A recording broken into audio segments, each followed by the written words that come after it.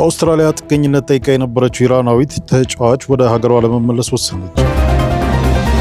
የአሜሪካ ወታደራዊ አውሮፕላን ኢራቅ ውስጥ ተከሰከሰ። ኢራን የዜጎቿን ደም እንደምትበቀልና የሆርሙዝ ወሽመጥን መዝጋቷን እንደምትቀጥል አዲሱ ጠቅላይ መሪ ተናገሩ። የነዳጅ ዋጋ መናር ለአሜሪካ ከፍተኛ ገንዘብ እንደሚያስገኝ ፕሬዚዳንት ትራምፕ ተናገሩ። ኢራን በባለቤትነት የአሜሪካ በሆነው መርከብ ላይ ጥቃት መፈጸሟን አረጋገጠች። በአውስትራሊያ ጥገኝነት ጠይቃ የነበረችው ኢራናዊት ተጫዋች ወደ ሀገሯ ለመመለስ ወሰነች። በ2026 የሴቶች ዋንጫ ላይ ለመሳተፍ ወደ አውስትራሊያ አቅንታ ከነበረው የኢራን ብሔራዊ ቡድን አባላት መካከል አንዷ የሆነችው የ21 ዓመቷ የፊት መስመር ተጫዋች ዞልፊ ያቀረበችውን የፖለቲካ ጥገኝነት ጥያቄ በመሰረዝ ወደ ኢራን ለመመለስ መወሰኗ ተሰምቷል። የውሳኔው መቀየርና የአውስትራሊያ የሀገር ውስጥ ጉዳይ ሚኒስትር ቶኒ ብሩክ ለፓርላማ ዞልፊ መጀመሪያ ላይ ከሌሎች 6 የቡድን አጋሮቻቸው ጋር በመሆን ሰብአዊ ቪዛ ተሰጥቷት የነበረ ቢሆንም በኋላ ግን ሀሳቧን ቀይራለች ብሏል። ሚኒስቴሩ በአውስትራሊያ ሰዎች ሀሳባቸውን የመቀየር ነጻነት አላቸው፣ እኛም ውሳኔውን እናከብራለን ብሏል። ተጫዋቿ ሀሳቧን የለወጠችው ወደ ማሌዥያ ለቀጣይ ጨዋታ ካቀኑት የቡድን አጋሮቿና አሰልጣኞቿ ጋር በስልክ ከተነጋገረች በኋላ እንደሆነ ተገልጿል። ዞልፊ ወደ ኢራን ለመመለስ መወሰኗን ተከትሎ በካንቤራ ለሚገኘው የኢራን ኤምባሲ ሪፖርት ማድረጓ በአውስትራሊያ ጥገኝነት ጠይቀው በሚስጥር ቦታ ተደብቀው ለነበሩት ሌሎች 6 ተጫዋቾች የደህንነት ስጋት ደቅኗል።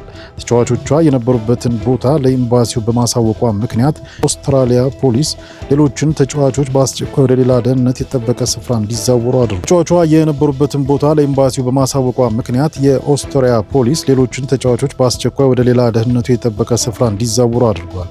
የኢራን መንግስታዊ የዜና ወኪል ተስኒም የተጫዋቿን መመለስ የውጭ ሀገራትን ጫና ውድቅ በማድረግ ወደ እናት ሀገሯ የተመለሰች አርበኛ በሚል ዘግቦታል። ኢራን እግር ኳስ ፌዴሬሽን በበኩሉ ኦስትሪያ ተጫዋቾችን በማስገደድና በማገድ ጥገኝነት እንዲጠይቁ አድርጋለች ሲል ከሷል። ኢራን ሴት ተጫዋቾች በውድድሩ ወቅት ብሔራዊ መዝሙር ባለመዘመራቸው በሀገራቸው የመንግስት ሚዲያዎች ከዳተኞች የሚል ስም ተሰጥቷቸው እንደነበር ይታወሳል። የአሜሪካ ወታደራዊ አውሮፕላን ኢራቅ ውስጥ ተከሰከሰ። አሜሪካ ኢራን ላይ የከፈተችውን ወታደራዊ ዘመቻ አካል የሆነው ወታደራዊ አውሮፕላን ኢራቅ ውስጥ መከስከሱን የሀገሪቱ ጦር ማዕከላዊ እዝ አስታውቋል። እየበረሩ ላሉ ተዋጊ ጀቶች አየር ላይ ነዳጅ የሚሞላ KC-135 አውሮፕላን የወደቀው በጠላት ወይም በወዳጅ ሀገር ተኩስ አይደለም ተብሏል። የሚደገፉ አንድ የኢራቅ እስላማዊ ታጣቂ ቡድን ግን ለአሜሪካ የጦር አውሮፕላን መውደቅ ኃላፊነቱን እንደሚወስድ አስታውቋል። ኢራን ላይ የሚካሄደው የኦፕሬሽን ኤፒክ ፉሪ አካል በሆነው ነዳጅ መሙያ አውሮፕላን ላይ የደረሰው ክስተት ሌላ የጦር አውሮፕላንም ያካተተ እንደሆነ ማዕከላዊ እዙ አስታውቋል። ሁለተኛው አውሮፕላን በሰላም እንዳረፈም ተገልጿል። ማዕከላዊ እዙ ባወጣው መግለጫ በኦፕሬሽን ኤፒክ ፉሪ ወቅት በወዳጅ ሀገር የአየር ክልል ውስጥ ክስተት አጋጥሟል ሲል የጦር አውሮፕላኑ የኢራን ዘመቻ ላይ እንደነበር አመልክቷል። አውሮፕላኑ በተከሰከሰበት ምዕራባዊ ኢራቅ ውስጥ የነፍስ አድን ጥረት እየተካሄደ እንደሆነ አስታውቋል። አውሮፕላኑ ሲወድቅ በሰዎች ላይ የደረሰ ጉዳት ስለመኖሩ እስካሁን አልተገለጸም። በአሜሪካ የቢቢሲ አጋር የሆነው CBS ኒውስ በበኩሉ አውሮፕላን ውስጥ የነበሩ ወታደሮች በምን አይነት ሁኔታ ውስጥ እንደሚገኙ እንደማይታወቅ ዘግቧል። የዜና ወኪሎች ሮይተርስ እና አሶሺየትድ ፕሬስ ግን ቢያንስ 5 የአሜሪካ ሰራዊት አባላት በተከሰከሰው አውሮፕላን ውስጥ እንደነበሩ ምንጮች ጠቅሰው ዘግበዋል። በኢራን የሚደገፈው ታጣቂ ቡድን ክንፍ የሆነው የኢራቅ እስላማዊ ሬዚስታንስ ቡድን ባወጣው መግለጫ ግን የጦር አውሮፕላኑን መትቻለሁ ማለቱን ሮይተርስ ዘግቧል። ቡድኑ በመግለጫው የሀገራችን ሉዓላዊነትና የአየር ክልል ለመከላከል ሲባል KC-135 የጦር አውሮፕላንን መትቶ መጣሉን ገልጸዋል። የወደቀው ነዳጅ ጫኝ አውሮፕላን በጦርነቶች ውስጥ ከፍተኛ ሚና ያለው ተዋጊ ጄቶችና ቦምብ ጣይ አውሮፕላኖች ረጅም ርቀት ተጉዘው ኢላማቸውን በሚመቱበት ወቅት ተገቢውን ነዳጅ እንዲኖራቸው ያደርጋል። የነዳጅ አቅርቦት የሚጠይቁ በርካታ ጄቶች በተመሳሳይ ጊዜ አየር ላይ በሚሆኑበት ወቅት ግዙፍ የሎጂስቲክስ ዘመቻ ያስፈልጋል። እንዲህ አይነቶቹ አውሮፕላኖች እየበረሩ ወዳሉ ጄቶች የነዳጅ ማጠራቀሚያ ተጠግተው ነዳጅ ያስተላልፋሉ። አየር ላይ ነዳጅ ማስተላለፍ በርካታ ደቂቃዎችን ሊወስድ ይችላል። ኢራን የዜጎቿን ደም እንደምትበቀልና የሆርሙዝ ወሽመጥን መዝጋቷን እንደምትቀጥል አዲሱ ጠቅላይ መሪ ተናገሩ። አዲሱ የኢራን ጠቅላይ መሪ ሙጅታባ ሐሚኒ ከተሾመ ወዲህ ለመጀመሪያ ጊዜ ባስተላለፉት መግለጫ ቴህራን በሚናብ የሴቶች ትምህርት ቤት ላይ የተፈጸመውን ጥቃት ጨምሮ የተገደሉ ኢራናውያንን ደም ለመበቀል ወደ ኋላ እንደማትል ተናግረዋል። ጠቅላይ መሪው ወሳኝ የመርከብ መተላለፊያ የሆነውን የሆርሙዝ ወሽመጥን መዝጋት እንዲሁም በባህረ ሰላጤው ላይ የምትፈጽማቸውን ጥቃቶች እንደምትቀጥል ገልጸዋል። በአሜሪካና በእስራኤል ጥቃት የተገደሉትን አባታቸውን አያቶላ አሊ ኻሜኒን ተክተው የተሾሙት አዲሱ የኢራን መሪ የሰጡት መግለጫ በሀገሪቱ ብሔራዊ ቴሌቪዥን ተነግሯል። ሞጅታባ በመግለጫቸው አሜሪካ ከትምህርት ቤት አቅራቢያ በፈጸመችው ጥቃት 110 ሕፃናትን ጨምሮ 168 ሰዎች የተገደሉበትን ክስተት አንስተዋል። የሰማዕቶቻችንን ደም ከመበቀል ወደ ኋላ እንደማንል ለሁሉም ሰው አረጋግጣለሁ። ችን ያለው የአጸፋ እርምጃ በታላቁ የአብዮት መሪ ሰማዕትነት ላይ ብቻ የሚያበቃ አይደለም። ይልቁንም እያንዳንዱ በጠላት የተሰዋ የሀገሪቱ አባል በበቀል መዝገብ ውስጥ ራሱን ችሎ የሚታይ ነው ብለዋል። ኢራን የምትፈጽመው የበቀል እርምጃ በተወሰነ መልኩ ተጨባጭ መንገድ መታየት መጀመሩን የጠቀሱት ጠቅላይ መሪው ሙሉ በሙሉ እስከሚሳካ ድረስ ይህ መዝገብ ከሁሉም ጉዳዮች በላይ ሆኖ ይቆያል ሲሉ ቅድሚያ የሚሰጠው ጉዳይ መሆኑን አመላክተዋል። ሙጅታባ ኻሜኒ በሴቶች ትምህርት ቤት ላይ የደረሰውን ጥቃት ጠላት ሆን ብሎ የፈጸመው ወንጀል ሲሉ ገልጸውታል። ይህና ሌሎች ተመሳሳይ ጉዳዮች በተጠያቂነት ሂደት ውስጥ ልዩ ደረጃ ይይዛሉ ሲሉም ተናግረዋል። በተጨማሪም ሙጅታባ ከጠላት ካሳ እንቀበላለን አሊያም ይዞታቸውን በተመሳሳይ መጠን እናወድማለን እንዳሉ በቴሌቪዥን የተነበበው መግለጫ ላይ ተጠቅሷል። መስጠት ያለብኝ ጉዳይ በማንኛውም ሁኔታ ከጠላት ካሳ እንቀበላለን፣ ፈቃደኛ ካልሆነ ተገቢ ሆኖ ባገኘነው መጠን ታቸው ላይ ጥቃት እናደርሳለን። ኢራን ከዓለም የነዳጅ ምርት 1/5 የሚተላለፍበትን የሆርሙዝ ወሽመጥን የመዝጋት አማራጭ አሁንም ጥቅም ላይ መዋል እንዳለበት ገልጸዋል። የሆርሙዝ ወሽመጥን የመዝጋት አማራጭ በእርግጠኝነት ጥቅም ላይ መዋሉ ይቀጥላል። የጠላት ልምድ ትንሽ በሆነባቸውና ከፍተኛ ዋጋ የሚኖራቸው ሌሎች ግንባሮችንም ለመክፈት ጥናት ተከናውኗል ሲሉም ተጨማሪ ጥቃቶች እንደሚኖሩ አመላክተዋል። አዲሶቹ የጥቃት አማራጮች ጥቅም ላይ የሚውሉት የጦርነት ሁኔታው ከቀጠለ እንደሆነ ጠቅሰዋል። የነዳጅ ዋጋ መናር ለአሜሪካ ከፍተኛ ገንዘብ እንደሚያስገኝ ፕሬዝዳንት ትራምፕ ተናገሩ።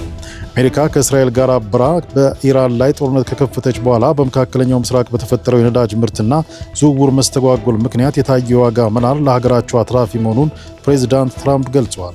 ፕሬዝዳንቱ ማህበራዊ ሚዲያ ላይ ባሰፈሩት ጽሑፍ እየናረ ካለው የዓለም የነዳጅ ዋጋ አሜሪካ ትርፋማ እንደምትሆን ጠቅሰዋል።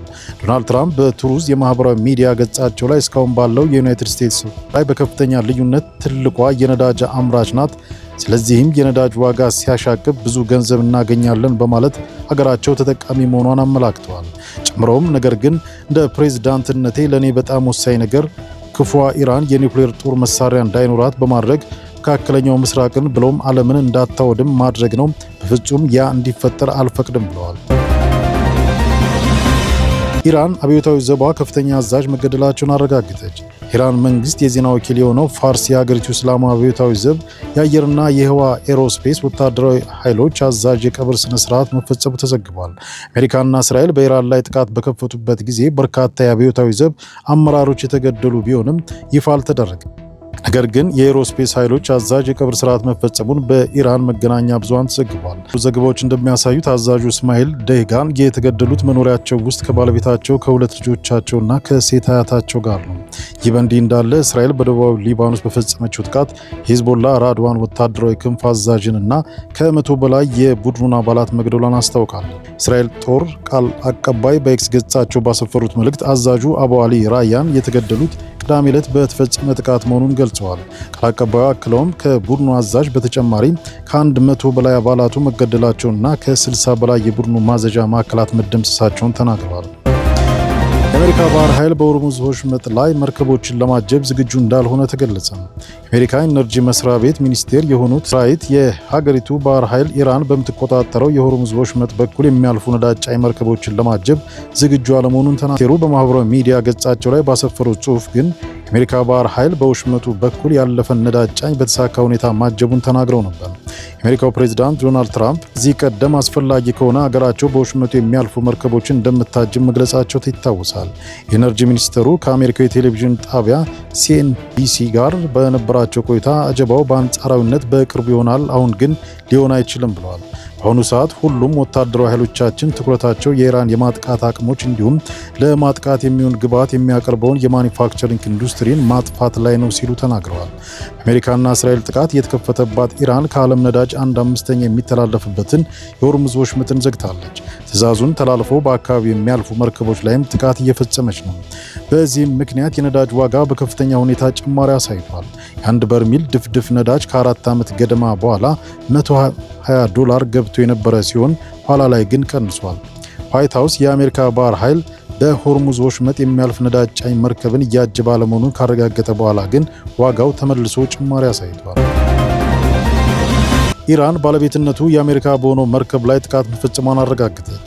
ኢራን እስላማዊ አብዮታዊ ዘብ በፋርስ ባህረ ሰላጤ ባለቤትነት የአሜሪካ የሆነው መርከብ ላይ ለተፈጸመው ጥቃት ኃላፊነቱን መውሰዱን ከፊል ይፋዊ የሆነ ፋርስ የዜና ወኪል ዘግቧል። ከአብዮታዊ ዘቡ ጋር ግንኙነት ያለው ፋርስ ያወጣው ዘገባ እንደሚያሳየው በባህረ ሰላጤው ሰሜናዊ ክፍል ላይ የአሜሪካ መርከብ ተመቷል። በኢራቅ የውሃ ክፍል ላይ ባስራ በተባለው ስፍራ አቅራቢያ ጥቃት የተፈጸመባቸው 2 ነዳጅ ጫኝ መርከቦች ናቸው። ከነዚህም አንዱ የሆነው ሴፍሲ ቪሽኑ የተባለው የአሜሪካ መርከብ ሲጓዝ የነበረው የማርሻል ደሴት ባንዲራን እያውለበለበ ነው። ዜና ወኪሉ ባወጣው ዘገባ በአሜሪካ መርከብ ላይ ጥቃት የፈጸመበትን ቅጽበት የሚያሳይ ቪዲዮ አካቷል።